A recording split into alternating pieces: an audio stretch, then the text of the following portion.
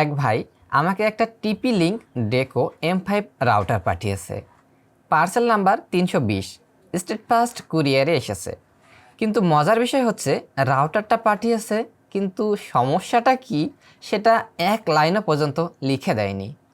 আর এই ছোট্ট একটা ভুলের কারণে এই রাউটারটা রিপেয়ার করতে গিয়ে আমাকে যে ঝামেলায় পড়তে হয়েছে, শেষে দেখা গেল ভেতরে এমন একটা ড্যামেজ যেটা সাধারণত হয় না। আজকের ভিডিওতে পুরো ঘটনা দেখাবো, একটা মিনি ইউপিএস কিভাবে আপনার রাউটার শেষ করে দিতে পারে সেটাও পরিষ্কার বুঝবেন। তো চলুন শুরু করি। এটা হচ্ছে সেই পার্সেল, স্টেট ফাস্ট কুরিয়ারের মাধ্যমে এসেছে। ওপেন করে দেখি ভেতরে কি আছে।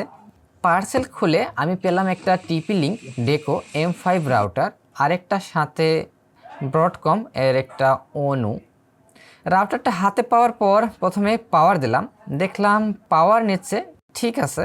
তারপর ওয়াইফাই চেক দিলাম, প্রথমে মনে হলো কোনো সিগন্যালই নাই, কিন্তু একটু খেয়াল করে দেখি একটা আরিফ নামে ওয়াইফাই আসতেছে, কিন্তু সিগন্যাল খুবই দুর্বল। রাউটারের একদম পাশে থেকেও সিগন্যাল কম।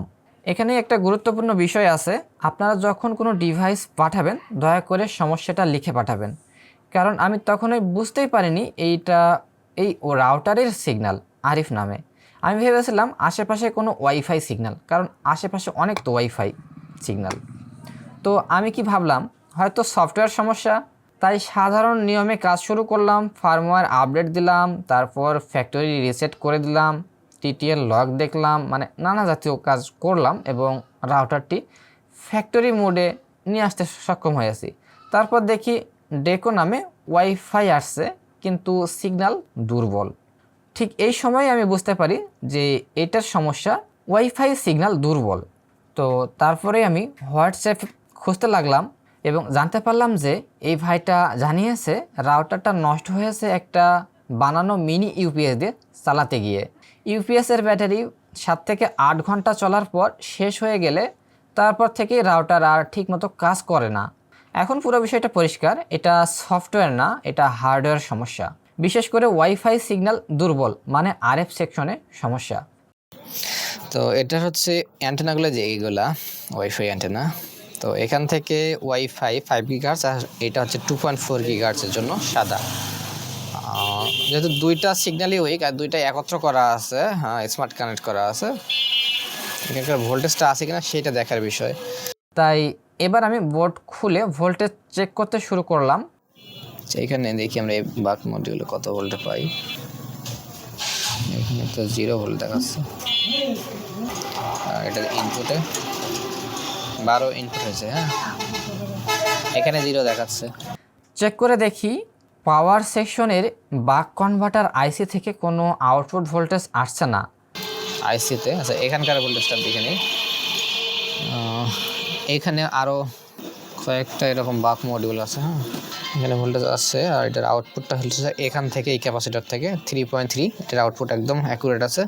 আর এখান থেকে হয়তো পারে কোর ভোল্টেজ 1.0, হ্যাঁ এটার আউটপুট ঠিক আছে। ইনপুট হচ্ছে 3.3 থেকে এটার আউটপুটটা করা হয়েছে। আর এইদিকে একটা বাক মডিউল আছে 3.3, এটার আউটপুট এই পাশে 1.1 ভোল্ট আছে, কিন্তু এইখানকার এই ক্যাপগুলো উঠাতে হবে। আর আমার সন্দেহ হচ্ছে এখান থেকে এই ভোল্টেজটা দেওয়া হয়েছে, এই বাক সেকশন থেকে। তো এখানকার ভোল্টেজটা ঠিক মতো আসতেছে না।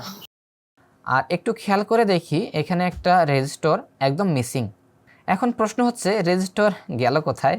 পরে জানতে পারলাম উনি নিজেই খুলে অকটেন দিয়ে ব্রাশ দিয়ে পরিষ্কার করেছিলেন, সেই সময় সম্ভবত রেজিস্টরটা উঠে গেছে। সার্কিটটা একটু ভালোভাবে মিলালে হবে। এই যে এই পাশে হচ্ছে বাক এরকম আইসি আছে, এই যে এখানে হচ্ছে ইনপুট একটা লাইন দেওয়া আছে, কিন্তু হ্যাঁ এই জন্য টাচ করতে পারবো না। 12 ভোল্ট এখানে ইনপুট হয়েছে, আর এটার বিপরীতে এই পাশেরটা থেকে এই যে একটা রেজিস্টর নেগেটিভের সাথে যুক্ত আছে, তারপর আরেকটা রেজিস্টর দিয়ে লাইনটা পার হয়ে এই পাশ দিয়ে এখানে আসছে, মানে ভোল্টেজটা আউটপুট গেছে। আর এই যে এটার সাথে একটা ক্যাপাসিটর আছে, সেটা হচ্ছে এই লাস্টের এই লেগের সাথে। তো হুবহুব মিলালে সার্কিটটা এই যে এখানে হচ্ছে এটার ইনপুট হয়েছে ভোল্টেজ, এই যে ইনপুট হয়েছে 12 ভোল্ট, এই যে ইনপুট।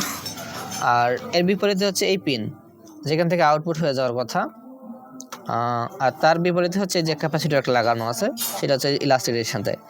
তো এই যে লাইনটা, এই লাইনটা এই যে পাশে আসছে সে একটা রেজিস্টর নেগেটিভের সাথে যুক্ত আছে। এই রেজিস্টরটা আছে এখানে, ছোট্ট কালো রেজিস্টর দেখা যায়। আচ্ছা, ঠিক এখানেও কিন্তু এরকম ছোট্ট কালো রেজিস্টর আছে যে নেগেটিভের সাথে যুক্ত আছে, প্রথম রেজিস্টরটা। তারপর সেকেন্ড একটা মোটা রেজিস্টর আছে যেটাতে আউটপুট হয়েছে। তারপর একটা ক্যাপাসিটর আছে, ওটা অপর পাশে আবার এই ভোল্টেজটা এই পাশে গেছে যেয়ে ওইটা আবার ক্যাপাসিটরের সাথে নেগেটিভের সাথে যুক্ত আছে। তো এখানে তো এই লাইনটা এসে এখানে কিন্তু এই রেজিস্টরটা নাই, এই যে ফাঁকা জায়গাটা ফাঁকা আছে, এইখানেই ছিল। আর তার ওই পাশে ক্যাপাসিটরটা থাকার কথা, ওইটা খুব জরুরি প্রয়োজন না হলে এই রেজিস্টরটা পার হয়ে কিন্তু ভোল্টেজটা যাবে এই যে এখানে, কিন্তু যেতে পারতেছে না, মানে সার্কিটটা সম্পূর্ণ হচ্ছে না। কিন্তু এখানে ভোল্টেজ থাকবে না যতক্ষণ পর্যন্ত এই কানেকশনটা রেজিস্টরের সাথে ক্যাপাসিটরের সাথে যুক্ত না থাকে। এখানে এই যে কয়েলের কাজ আছে, তো যখন এই ভোল্টেজটা মানে সার্কিট সম্পূর্ণ হবে তখন এই ভোল্টেজটা আসবে। যখন নাই, ভোল্টেজ নাই, কিন্তু ইনপুটে আছে, এই যে ইনপুটে আছে, কিন্তু এটার আউটপুটে নাই। আচ্ছা, এই যে ইনপুটে আছে কিন্তু এটার আউটপুটে নাই। আর এটা থাকবে না ততক্ষণ পর্যন্ত, মানে এই সার্কিটটা যদি সম্পূর্ণ না হয় তাহলে থাকবে না কিন্তু ভোল্টেজটা। তো এটা আমরা একটু কমপ্লিট করে দেই ভিন্ন একটা সার্কিট থেকে সেম রেজিস্টার লাগিয়ে। জানি না আসলে কত মানের রেজিস্টার ছিল। তো আমি অন্য একটা রাউটার থেকে একই পজিশনের রেজিস্টর এনে লাগালাম। আচ্ছা, এখন পাওয়ার দেওয়া যাক।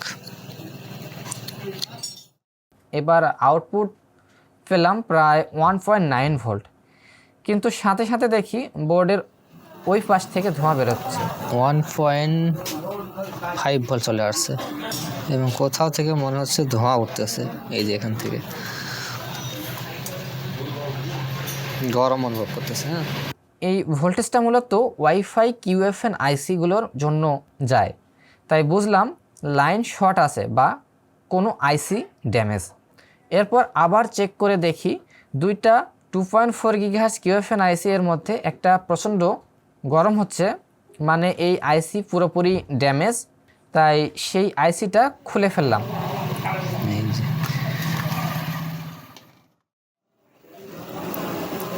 তারপর আবার পাওয়ার দিলাম, দেখি ওয়াইফাই সিগন্যাল এবার ফুল।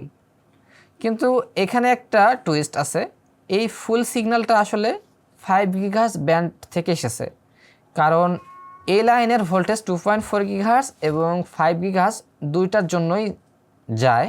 মানে কি দাঁড়ালো, 2.4 গিগাহার্জের আরেকটা আইসিও ঠিকমতো কাজ করছে না, তাই শেষ পর্যন্ত ওই আইসিটাও রিপ্লেস করতে হয়েছে।